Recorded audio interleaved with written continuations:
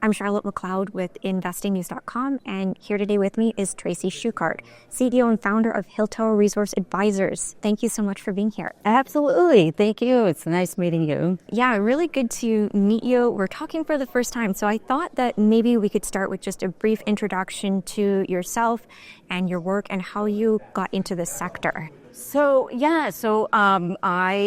founded Hilltower Resource Advisors, which is just a research firm for institutional investors as well as regular retail clients. And then I also am the portfolio allocator for Damped Spring, which is Andy Constance's group. So kind of got a lot of hands everywhere. Yeah, okay, exciting. And so you're here at the New Orleans Investment Conference, and I got to see your presentation yesterday. It was about the global energy crunch, very important topic, and opportunities for North America to perhaps take the lead there. So we're gonna go in that energy type of direction, and I thought where we could start is with Chris Wright, who is Donald Trump's new energy secretary nominee. So he's an oil and gas industry executive, which I would assume bodes well for that sector. But maybe just start by getting your initial thoughts on that. Absolutely. I mean, Chris Wright is a great guy. He is kind of known as the fracking guy, but, he actually sits on the board of Oklo, which is a nuclear firm. And he also has investments in nuclear energy as well, and has talked about that a lot, and the need for carbon-free energy. So even though he is the fracking guy, runs a very successful company and believes in the oil and gas story, he also believes that really what we need is energy abundance, and that includes all kinds of energy, including carbon-free. So certainly, I know there was kind of a lot of fear that he would be anti-nuclear or anti-carbon, but that's not the case at all. So again, he's a really great guy. He firmly believes that we need more energy, not less energy, to bring people out of poverty globally. So. Okay, so that'll be interesting to watch as that hopefully plays out when Trump comes to start his presidency. So I had read that U.S. oil production actually rose to its highest level ever under Biden, and so Trump would like to increase that. So if we look over at that, he's got the "Drill, Baby, Drill" right. slogan is back. So how much could it actually increase? This is where it gets very tricky because oil companies really are beholden to their investors because they've kind of had a rough year, had a rough few years where we've had boom and bust. And so they don't want to overproduce so that prices come down too much, even though Trump would like to see, $40 oil. But the realistic part of it is those oil companies can't survive at that price. I mean, break-evens per shale is around $60 to $65, depending on where you are in the country. Some are a little bit lower, some are a little bit higher, but we'll call that the median. So if you have $40 oil, you're going to see a drastic reduction in production. And so drill, baby, drill sounds really great and all, but once again, these oil companies, you can't force them to drill. You can give them incentives, such as, more land to lease from the government, and kind of open up those gates, more leases in the Gulf, open up Alaska, for example.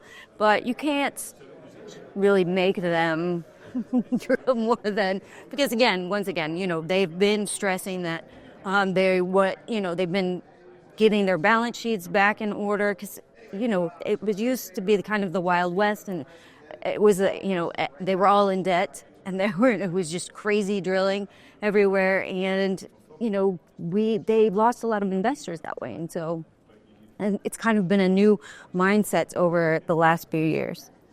Yeah, and I think that ties into one of the other things I wanted to ask you. I had seen Trump has said a lot of things, and one of them is he wants to cut energy prices in half. But kind of as you're talking about, it sounds like that might not really be attainable. I think that's not attainable. I mean, I think that we can add things to the mix. I mean, certainly with the outset of, data center demand, which is coming online, which is pushing up prices for customers in some of those states where it's taking a lot of percentage of their power. For example, like in Virginia, data centers take 26% of the power. So that is kind of raising prices for their residential customers. But, we can add things to the mix like natural gas, for example, which is cheap and abundant in the United States. I mean, we have a lot of it. We have the largest reserves in the world. And so we can add those sources. But again, it's going to take money kind of to build out those sources. Yeah, and just another note on the data centers. So that's a coming huge source of demand for energy. And meanwhile, I think probably most people agree the U.S. should work on its energy independence.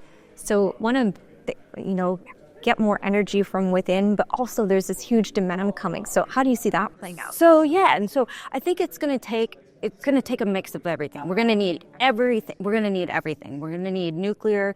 And if you look at like nuclear technology, SMR, which is small modular reactors, look very promising. They're not exactly commercially viable yet, but the technology exists. But if they can get those costs down, that becomes very attractive because you don't have the permitting problems that you have with like a regular full-size nuclear plant, and you don't have the costs involved, and you don't have the length of time between permitting and building to deal with. So certainly that it looks like a great technology, and that should be viable very shortly commercially. And again, I'm a big natural gas. I mean, I have all the fossil fuels. It's the cleanest burning, and again, we just have so much of it. And so what some of these data centers are actually doing is tapping right into gas pipelines instead of using utility companies. Okay. Right? And so that becomes a very interesting prospect in itself, because we just need to build more pipelines. And if you can build more pipelines, and then you're not putting that much stress on the utility companies that then have to pass those costs on to their other customers. Okay. I definitely want to go over to natural gas and nuclear. Before we go there, I've got one more question on oil. So you mentioned these companies have kind of a different mindset the last several years, and right now they're coming off a little bit of a tougher year. So is this a good time if somebody doesn't have exposure to oil stocks? Is this a good entry point? Well, absolutely. I think that, they've been kind of beaten up just a little bit. Over the years, and so I think there's a lot of kind of bargain deals, if you want to, if you do a little research, and outside of the majors, right, and some of these smaller companies that really haven't performed all that well over. I mean, of course, we had after 2020 when oil went negative and the market fell out of the bed. They've done well. They did very well, over the back half of 2020 to, 2022, let's say. But since then, they've really been underperforming. So I think there's a lot of enticing prospects for investments out there. Yeah, and you would focus kind of away, as you said, from the larger ones. Yeah, I mean, majors are always, like the XOM and CBX, they're always going to, perform well. But if you want to take on a little bit more risk, you can look at some of those smaller producers that maybe haven't performed as well.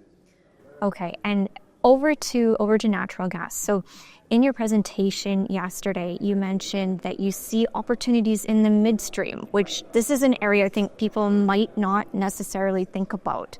So I wondered if you could explain for people who might not know, what does that mean? What are we actually looking for here? So we're looking for pipelines, storage, and transportation.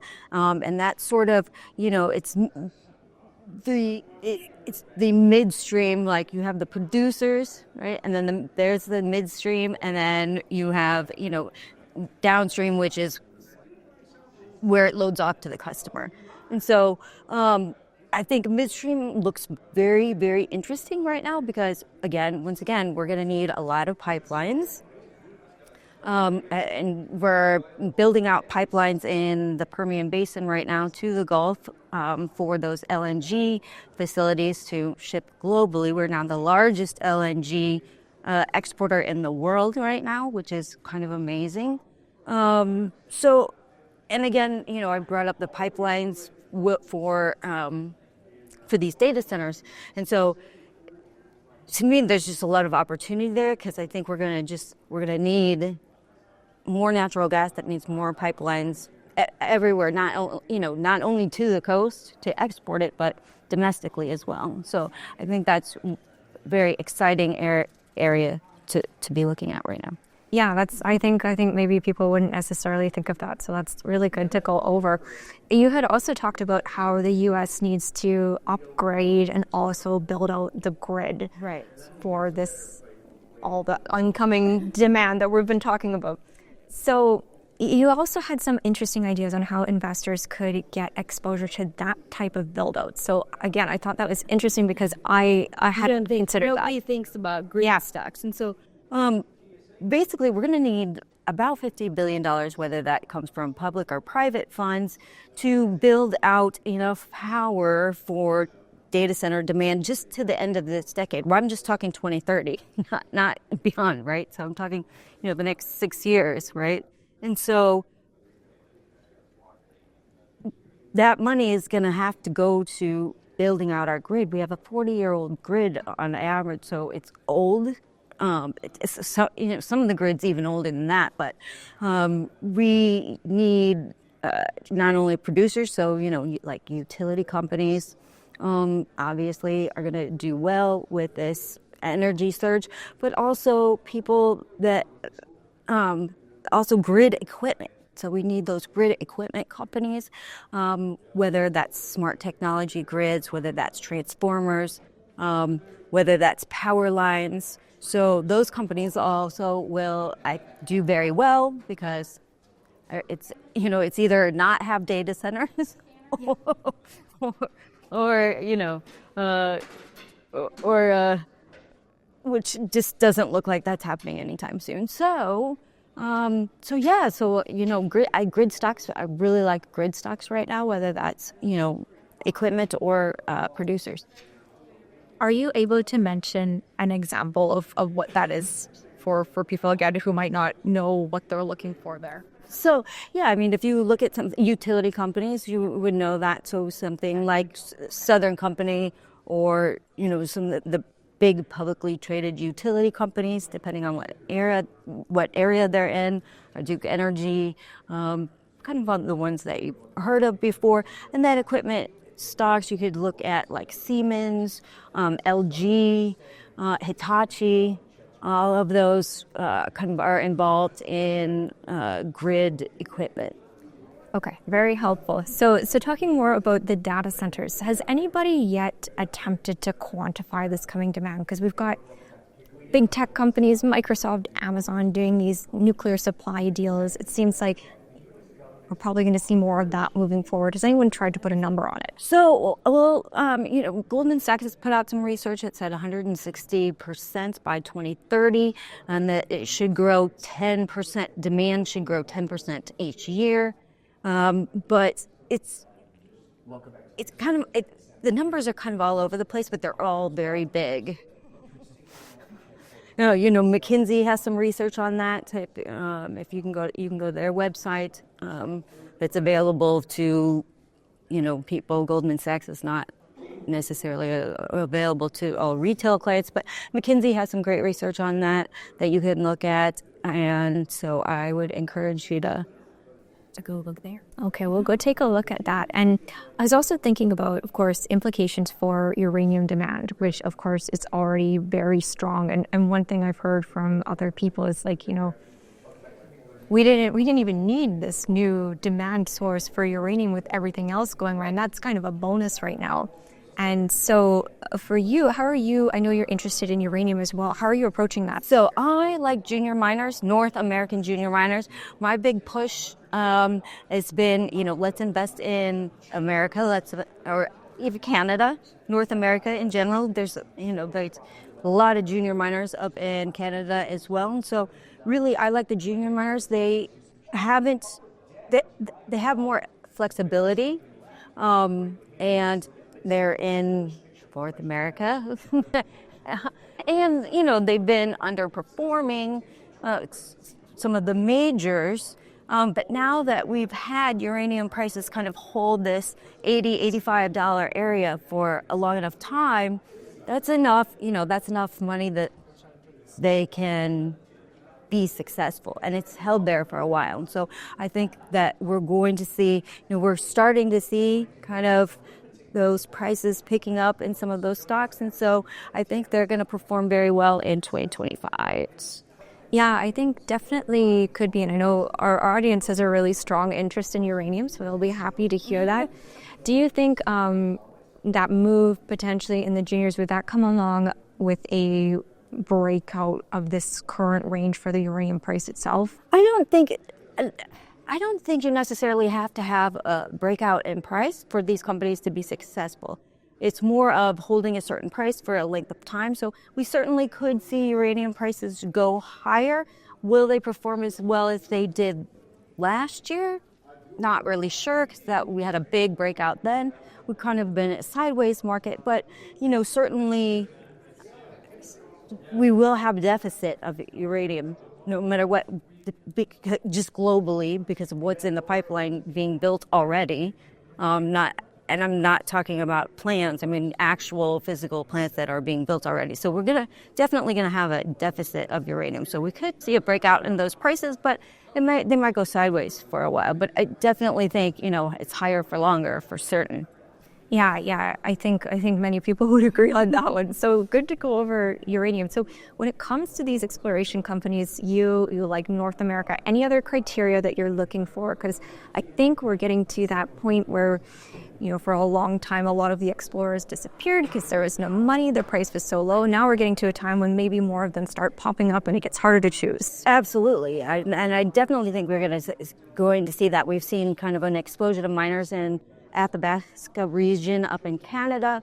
We've seen new things popping up in New Mexico, in Arizona, in Texas. There's a lot of miners here, some of the junior miners here in uranium that are kind of popping up. So it's nice to see that there's more opportunity for some of these smaller companies. Yeah, definitely some of them over there on the show floor.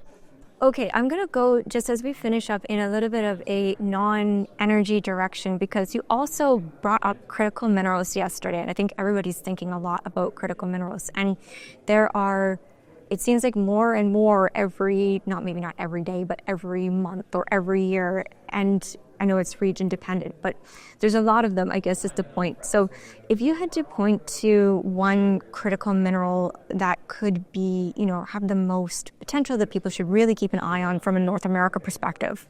I think you need to look at graphite. We just had the Department of Defense actually directly fund a mine in Canada, and NMG is the ticker symbol for that one. And then antimony, because it's not only used for energy, but it's also used for defense. So they've Department of Defense has given money to a company in Idaho. It's PPYT, I believe it is. Happy to hear that about. I feel like graphite's been a little bit under the radar for a while. Yeah, it's been, and and that it's not those junior miners not exactly performing well, but I think as time goes on, again, but they're very cheap right now. So if you like a bargain, which I do, I like those unloved stocks, right? Because, if you have a little bit of patience with them, they can do very well. Obviously, do your research on those companies. Yeah, hopefully we don't just blindly just pick the cheapest thing on your screen. But there are a lot of good deals in those critical minerals, and you can get that list on the Department of Energy or on USGS site, and there's 50 so far, so you can check those out better. You just go down the list and take a look at them. Okay, this was really good. I think we got through a lot on energy, a little bit of critical minerals. Any thoughts that you would leave people with? I know we're heading toward the end of the year into probably an interesting 2025. Yeah, I think 2025 is going to be a really good year for energy.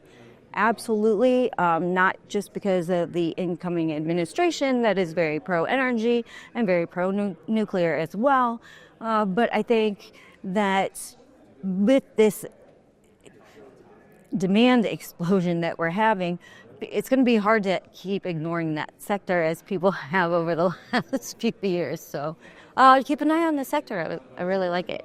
Great. I think that's a really good place to wrap up. So thank you so much for coming on to talk. Really good to meet you for the first time and get your thoughts. Absolutely. Yeah. Thank you. Of course. And once again, I'm Charlotte McLeod with investingnews.com, and this is Tracy Shuchart.